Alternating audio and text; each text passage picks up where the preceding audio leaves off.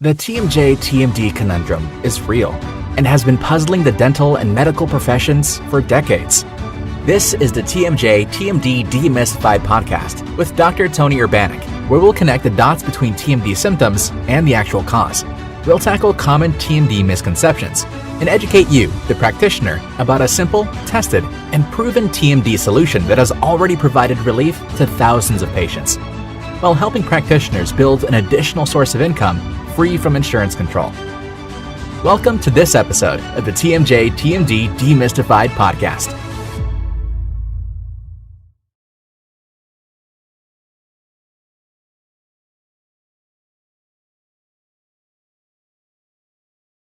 Hello, TMD warriors.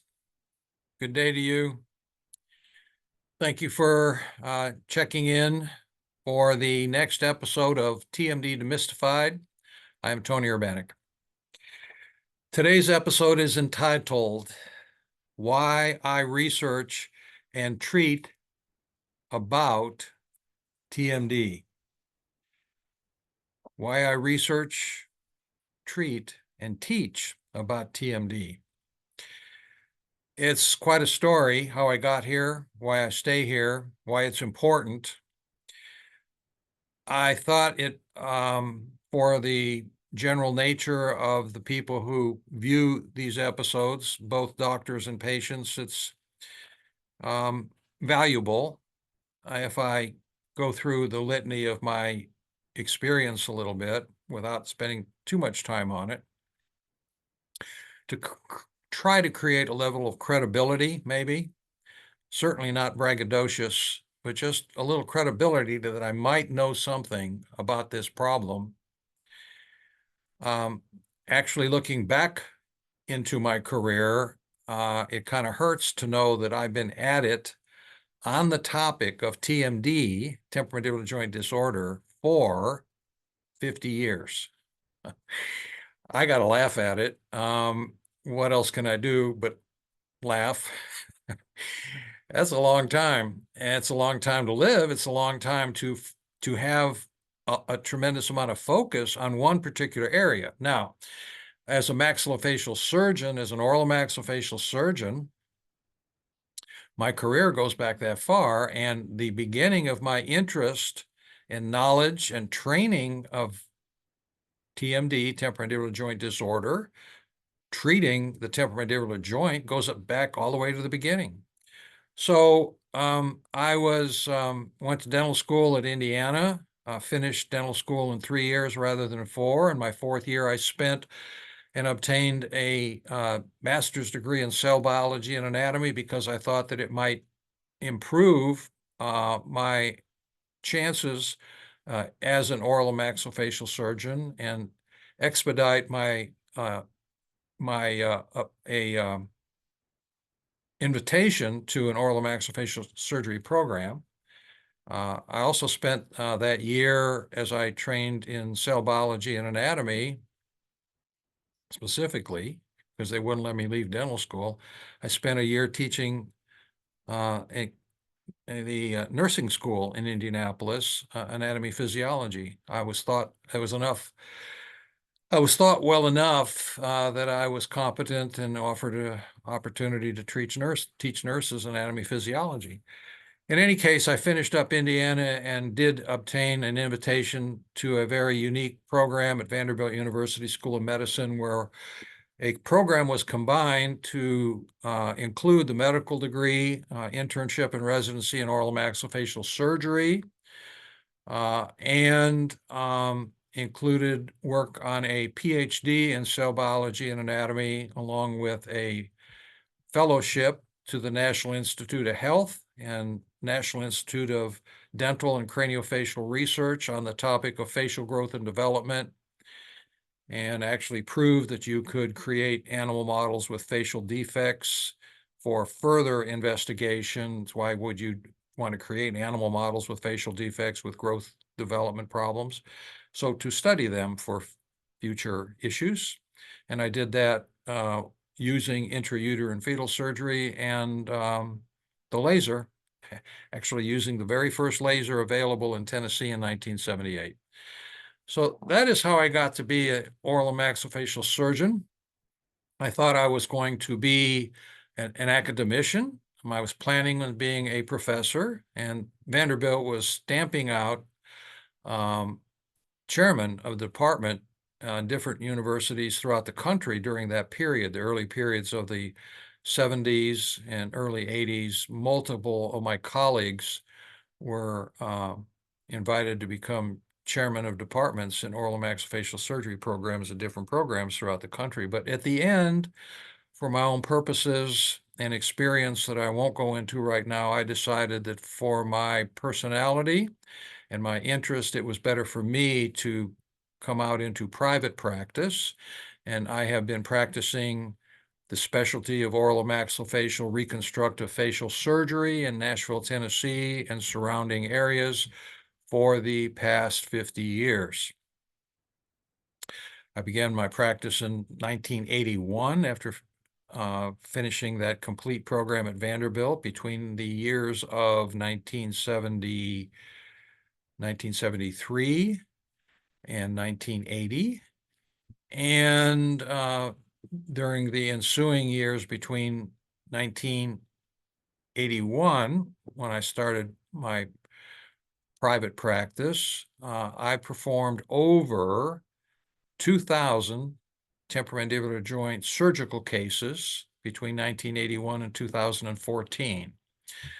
I had been a resident of one of the icons in oral and maxillofacial surgery, Dr. David Hall, who founded the oral and maxillofacial surgery practice at Vanderbilt. And one of his major interests was the correction of temporomandibular joint disorder surgically. And that is where, again, beginning in 1973, when I arrived at Vanderbilt, was given the opportunity to investigate, do surgery, research, along with Dr. David Hall, the surgical correction. But by the time I got to the early part of the 21st century, 2014, it was my observation, and also the observation of other oral and maxillofacial surgeons like myself throughout the country, who found that surgery on the temporomandibular joint was not as successful as we had hoped, no matter what kind of surgery we wanted to do, no matter what surgical procedure we wanted to do. There was some success, and actually the numbers were consistent throughout the country, that 2/3 of the patient did relatively well with TMJ surgery over the long haul, but a full 1/3 of the patients, no matter who the surgeon was, no matter what surgery was performed, 1/3 of the patients would be back within 6 months to 2 years with these same complaints and symptoms. And I reached the point in 2014, after experiencing this and using as my experience 2,000 surgical procedures, that I could not confront a patient. Of course, most of them females. It's a female problem, 90% females, 10% males. And look at her in the eye and say, I'm going to fix you, like I could with any other kind of surgical procedure that I performed, whether it be cancer reconstruction, cleft lip and cleft palate, microneural reconstruction, reconstruction of facial growth problems. We call that orthognathic surgery. And I could define, expect, and tell the patients exactly what would happen with high predictability. But with TMD problems, temporomandibular joint disorder problems, it was much less predictable, and frankly, 1/3 of the patients would be back within 6 months to a year with the same symptoms, and that was not good enough. And I could not look at a female patient and say, I'm going to fix you, knowing that they would be back within a year or two with the same symptoms. At that point, I decided that I wasn't going to do any more TMJ surgery, and that I was going to try to figure out what was really going on with this problem. We already knew that the general dentist didn't know what to do. I've talked about that many times. They were taught in dental school to make a night guard, basically a horseshoe thing that went over the surfaces of the teeth to protect the teeth, but did nothing for the treatment of TMD, although the claims to this very day are out there routinely that night guards treat TMJ problems, which they don't. They protect the teeth, they don't treat TMJ problems, and more often than not make the problem worse. They just give the patient something to chew on, or they do nothing and don't want anything to do with TMJ. We know the general dentists don't know what to do. And then there are the very few TMD gurus now who call themselves specialists in TMD, TMJ problems, who use smoke and mirrors and voodoo, machinery, all kinds of various types of machinations to treat at very best symptoms. And there's very little value in treating symptoms. And I have to include, and I've talked on it specifically, the newest deviation from reasonable treatment, which is Botox, which is nothing more than paralyzing certain muscles of the face, which need to be repeated every 3 or 4 months, and isn't any better than injecting saline, which has been proven by scientific article. And they call themselves specialists. Well, I'm not out to berate or criticize or delimit any of them. It's just the fact that I recognize that's what's going on. And anyone who has this problem, I think, for any length of time, also recognizes this problem because I see them in our practice daily. And I mean daily. I see on average, 5 to 6 patients per clinic day who have temporomandibular joint disorder, and my associate does the same. And the majority of those patients have had symptoms and been bounced around between practitioners of various kinds for decades, many of them decades, not exaggerating. It's very unusual to find a patient presenting to us with relatively new symptoms, meaning relatively new within the past year or so. 6 months to a year would be a relatively new patient with relatively new symptoms. The majority of our patients have been bounced around, circulated between physicians and dentists and dental specialists and physician specialists and neurologists and ENT doctors. I had one not an hour ago who had seen, by her statement, I want to get this right for you, 8 different doctors of various kinds for the disparate symptoms that she had over the past year. That's 8 doctors in a year. Each and every one of them, except the very last doctor she had seen, in both medical and dental communities, who finally recognized that this might, just might, be a jaw joint problem. And that wasn't an hour ago. And again, this is a common feature of patients who come in. And so getting back to the topic, I'm not losing myself here. The topic is why I research, treat, and teach about this problem. I do so because it is a huge problem that is badly, badly misdiagnosed, mistreated, misdirected by the dental and medical community.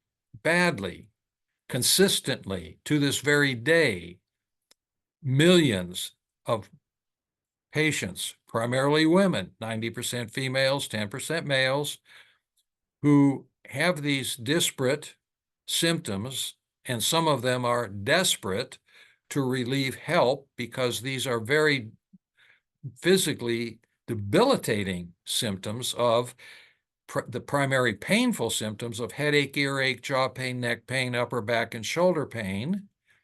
And some of the patients are debilitated by some of the non-surgical symptoms of tinnitus, which is ringing or buzzing in the ears, subjective hearing loss, which is that feeling of fullness in the ears, like you've been swimming but can't clear your ear. We call that subjective hearing loss.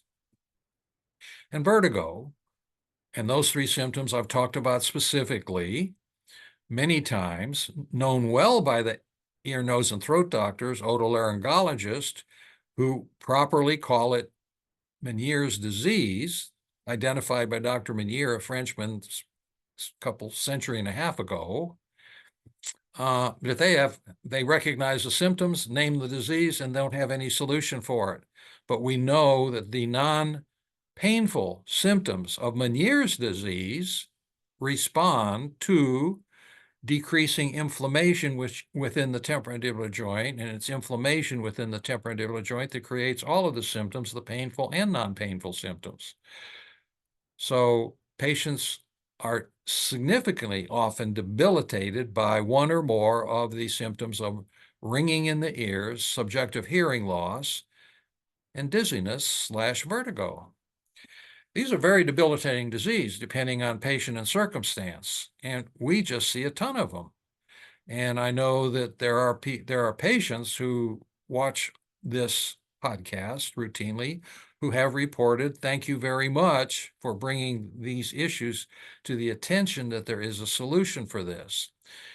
Please refer to prior podcasts to describe how inflammation creates the symptoms, what the specific symptoms are, how the temporomandibular joint is not unique from any other joint in the body in producing symptoms related to inflammation within that joint, just like the knee, the hip, the elbow, and that the dentists are taught just the opposite. Dentists are taught this TMJ joint is different. It's complicated, which is not true. You'll never figure it out if you start from the viewpoint, the vantage point, that the joint is different. Now you have to start out from the vantage point that the temporomandibular joint is the same. It operates exactly the same as any other joint in the body, and that's part of why I was able to come up with the proper explanation of how the whole problem operates, how the whole problem is physiologically explained by how inflammation creates both the painful and non-painful symptoms. Please refer to earlier podcasts, earlier episodes.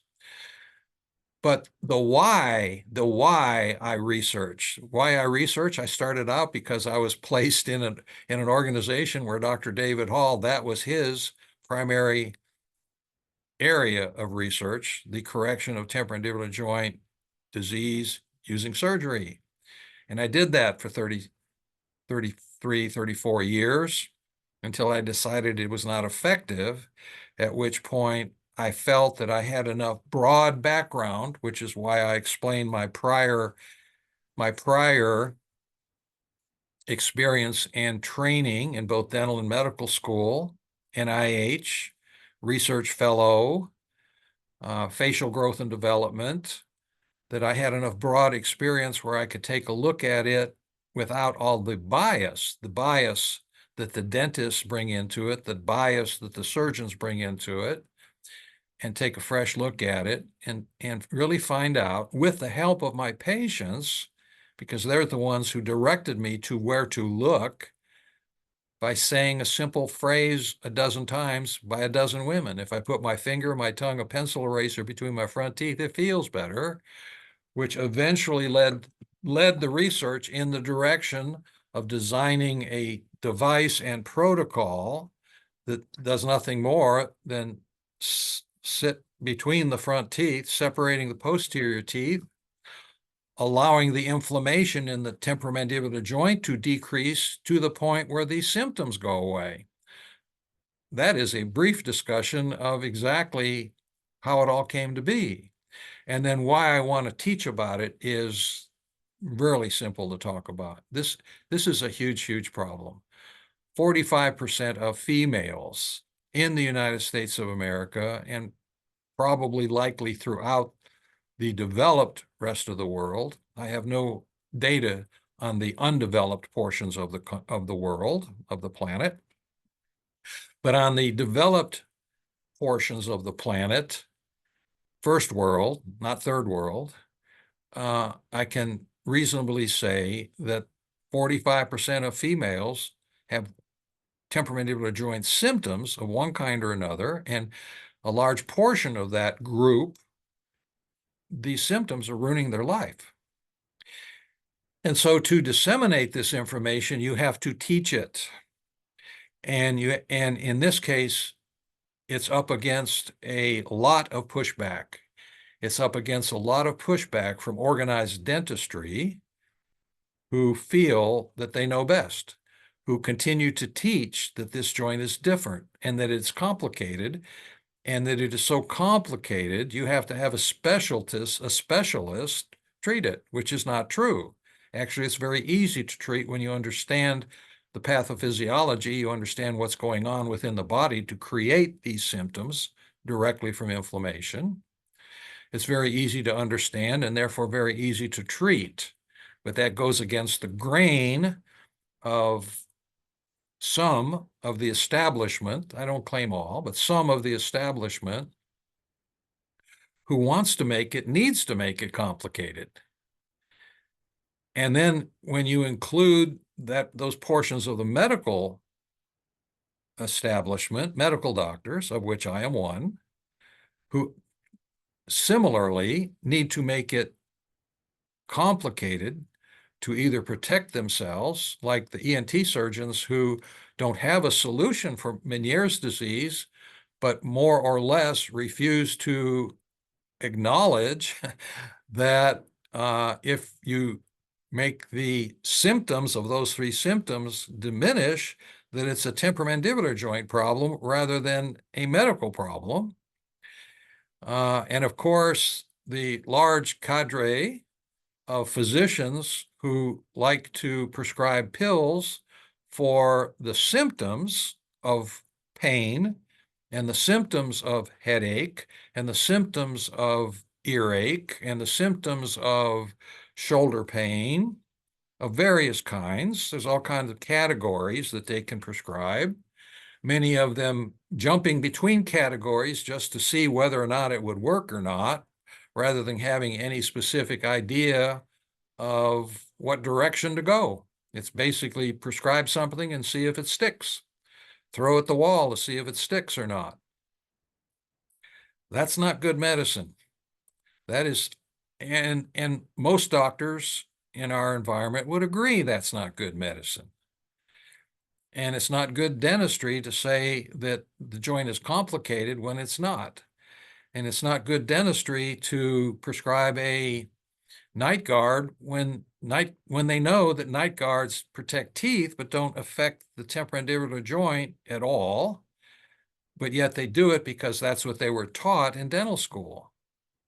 It's an amazing situation we're in, ladies and gentlemen, and I'm talking directly to patients, and I'm talking more directly to my colleagues, and it's got to stop. And that is why I did the research. That is how and why I treat patients. And most importantly, that is why I teach about TMD. Because when the facts are known, when I go over, when I teach, when I document academically, statistically, what I have found, there are no arguments. There are no arguments. I have invited on each and every one of my podcasts, I have invited any and all of my colleagues, both dental and medical, to contact me if they wish and criticize me if they wish, but please bring along with you, if you want to criticize, your proof, your statistical proof about why I say and why I teach that inflammation within the joint creates all the symptoms. And if you make the inflammation go away, the symptoms go away. You need to bring your proof that I am not correct on that. And to this date, to this very date, which is November the 19th, 2025, not a single doctor, and I know we have many, many, many, many dentists for sure, and dental specialists for sure, and certainly dental guru, TMD gurus who watch and listen to my podcast. Not a single one of them has attempted to approach me via telephone, email, or text and try to set up an appointment or bring information to my attention that disputes anything that I teach, anything that I want to teach to both doctors and patients about this problem. There is just too much pushback. And I don't want to take it any further of why there should be so much pushback. I will allow the listener to make their own judgments about why that might be. But there is a lot of pushback, but not directly. It's indirect pushback. It's indirect. No one wishes to contact me directly, which kind of tells the story, which explains the story. And for the benefit of the millions of primarily women who are out there who think they have migraine headaches and continue to have migraine headaches and take migraine headache medication constantly with all the side effects of those depressive drugs, they deserve better. They deserve better in our, quote, modern technology. So I want to bring this to your attention again, but in a more concise way, so that I can explain the title of this topic, which is why I researched and why I continue to research and treat and teach about TMD. It is not a major part of my career now. It is the only part of my career. I do not do maxillofacial and oral reconstructive surgery at all anymore. It is totally devoted to the research, treating, and teaching of non-surgical care for temporomandibular joint disorder, inflammation of the temporomandibular joint, using a very simple device and protocol that solves the problem. So, again, to repeat, if you are a doctor, if you are a dentist, or if you are a dental specialist, if you are a TMD guru who would like to talk with me, who would like to criticize, who would like to enlighten me, who would like to bring me factual information that shows that what I have to teach is incorrect, please do. I can be reached at tony@tmjservices.net. For those doctors out there, those dentists who would like to become network providers and learn what I know completely about TMD so they can apply it to their patients in their neck of the woods, they should go to our website, company website, which is www.urbanek, tmj.com. And all the information is there, along with over 160 blog articles. I write every week. I produce a podcast every week on the topic of TMD Demystified. It's all covered on the blog and on the podcast. But if you would like to become a member of our network providers to do the same thing in your practice for your patients, I invite you to go to the website and you can go through the steps to take the course and learn what you need to learn. It's not a lot. It's not complicated, so that you can apply it to your patients and have the same success we have here in Brentwood / Nashville, Tennessee, treating thousands of patients, now treating well over 5,000 TMD patients successfully, and having over 900 referral doctors out of Middle Tennessee.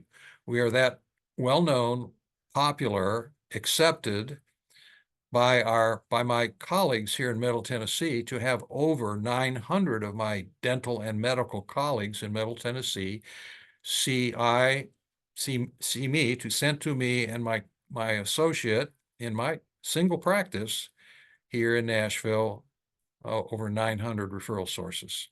It's amazing once you understand the need and able to able to take the need and turn it into a successful action. There's a great need out there. With that said, I look forward to the next episode. I think we're going to have I have a lead on a very interesting episode for next time. I invite you to look forward to our next episode, which will occur in a week. Until then, I hope this helps. I hope this gives you stimulation for thought. I hope this helps you in your practice. If you are a patient, I hope this gives you hope that there is a solution for your TMD symptoms. I am Tony Urbanek, and this is TMD Demystified.